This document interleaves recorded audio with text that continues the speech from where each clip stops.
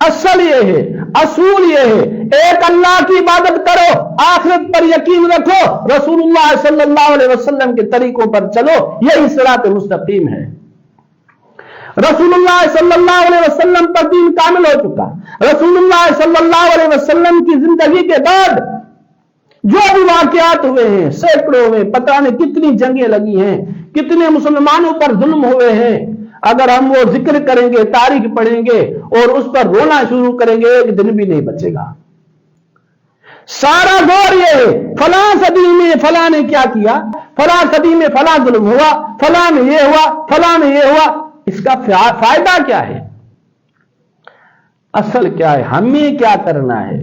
قیامت کے دن ہم سے کیا پوچھا جائے گا؟ ہم نے کیا کیا؟ یہ نہیں پوچھا جائے گا فلاں نے کیا کیا۔ کرنا ہمیں کیا ہے اس کو بھول گئے، وہ لڑائیاں ہیں، فلاں نے کیا کیا۔